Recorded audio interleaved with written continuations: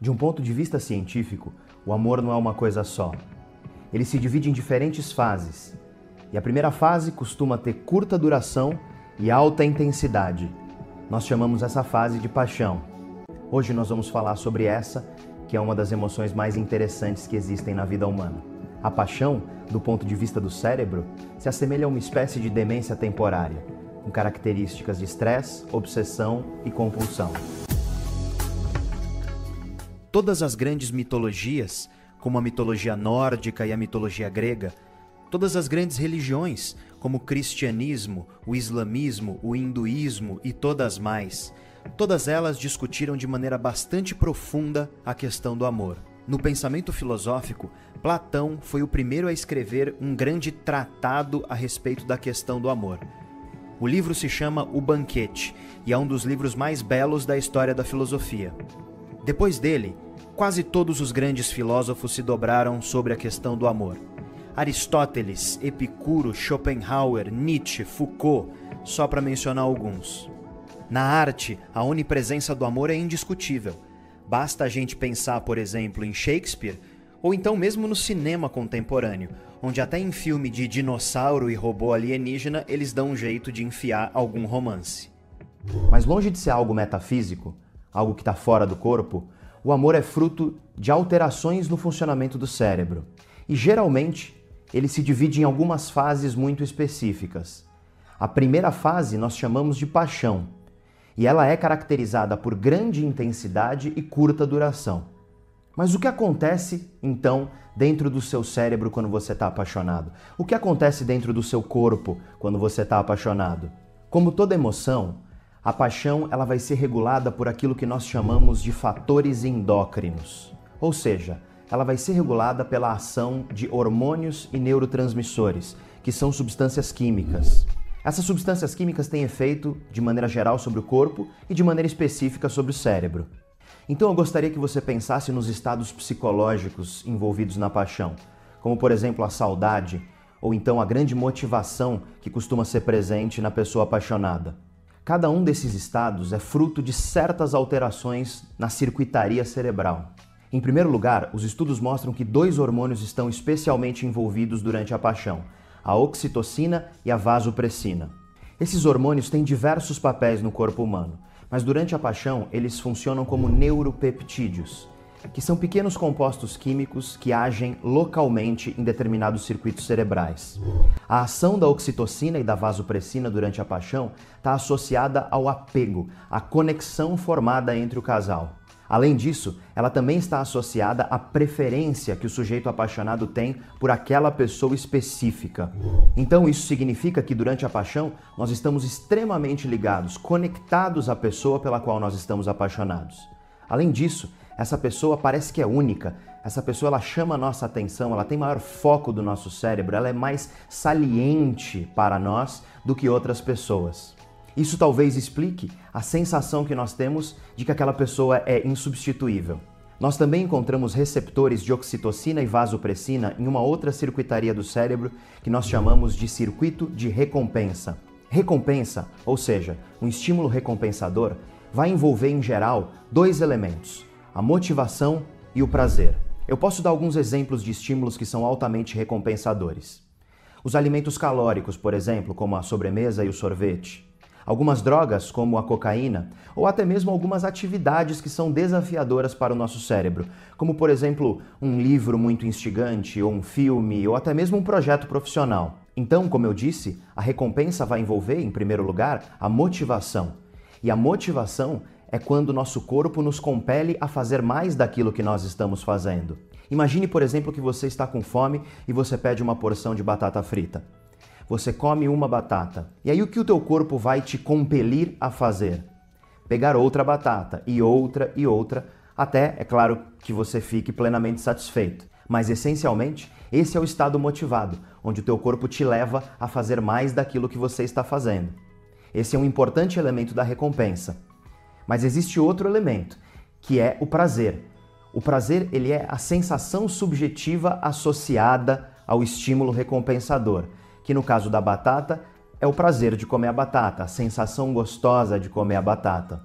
Esse sistema vai envolver, em grande medida, a ação de um neurotransmissor que nós chamamos de dopamina. A dopamina, assim como os hormônios que eu já mencionei antes, tem uma série de funções diferentes no nosso corpo. Mas durante a paixão, ela está associada à motivação, ela está associada ao prazer, ela está associada, portanto, à recompensa. A paixão é um estado hiperdopaminérgico, ou seja, durante a paixão, os circuitos de dopamina que nós chamamos de vias mesolímbicas dopaminérgicas estão hiperativos, o que nos gera grande sensação de motivação e de prazer. Você já deve ter percebido que durante a paixão você tem muito mais energia, você tem muito mais vontade. Você, por exemplo, tem um maior desejo sexual. Além disso, você tem vontade de viajar, fazer coisas diferentes, agradar a pessoa de maneiras diferentes. E tudo isso está associado a uma maior ativação no seu cérebro desses circuitos de recompensa. Outra substância implicada na paixão é a serotonina. Durante a paixão, seus níveis de serotonina caem. Existe uma outra condição na qual nós sabemos que os níveis de serotonina também caem: o transtorno obsessivo compulsivo. Você talvez já deve ter percebido que a paixão ela tem características de obsessão e de compulsão. A obsessão durante a paixão é caracterizada pelas ideias invasivas, ou seja, a ideia da pessoa pela qual você está apaixonado continua entrando na sua cabeça mesmo quando você não quer. Você está tomando banho, assistindo um seriado, dirigindo ou fazendo qualquer coisa e ideias recorrentes da pessoa ficam vindo para dentro da sua cabeça. Isso é muito característico da obsessão. Além disso, quando você está com a pessoa pela qual você está apaixonado, não tem um tempo que você quer parar de estar com ela. Ou seja, você quer sempre mais e mais. E esse querer mais e mais, e esse estar sempre querendo mais daquilo que está na sua frente, é muito parecido com o que acontece durante as compulsões. Não é à toa que estudos recentes vêm mostrando que pessoas que tomam antidepressivos da categoria dos inibidores seletivos da recaptação de serotonina, ou seja, antidepressivos que elevam os níveis de serotonina no seu cérebro, pessoas que tomam esse tipo de medicação tendem a apresentar menor intensidade nos sintomas da paixão. Um outro hormônio envolvido também na paixão é o cortisol, que é tipicamente associado às respostas ao estresse. Durante a paixão, nossos níveis de cortisol se elevam. Você já deve ter percebido que durante a paixão você tem sintomas de euforia, de ansiedade e de insegurança. Todos esses sintomas eles são tipicamente associados ao estresse. Durante a paixão, seu coração bate com maior força e maior velocidade. Durante a paixão, seu sistema digestório se altera. Você já deve ter percebido, por exemplo, que quando você está apaixonado e você está perto da pessoa pela qual você está apaixonado, você tende a sentir menos fome. Além disso, durante a paixão, você fica hipervigilante, ou seja, você tende a perder o sono.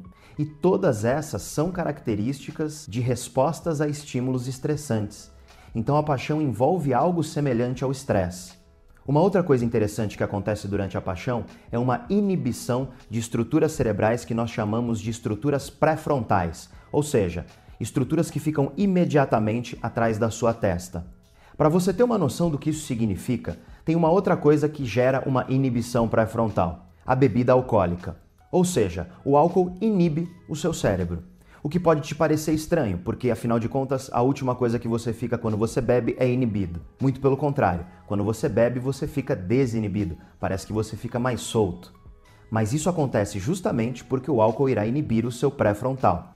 E dentre as várias coisas que o córtex pré-frontal faz, uma delas é nos tornar capazes de frear os nossos desejos, ou seja, de segurar os nossos impulsos, e também nos tornar capazes de enxergar as consequências das nossas ações, de antecipar possíveis consequências boas ou ruins no futuro daquilo que a gente está fazendo agora.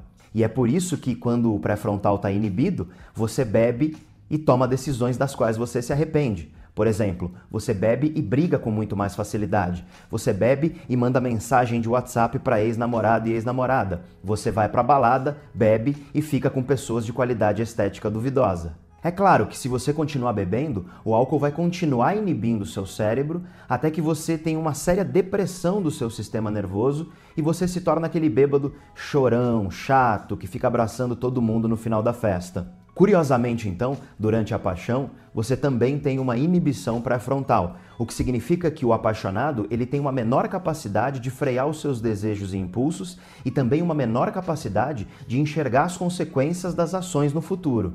Isso faz, portanto, com que tomar grandes decisões durante a paixão costume ser má ideia. É por isso que o apaixonado costuma tomar decisões completamente estúpidas, como, por exemplo, tatuar o nome da namorada na nádega esquerda. E essas características de tomada de decisão prejudicada são muito semelhantes ao que nós encontramos nas demências.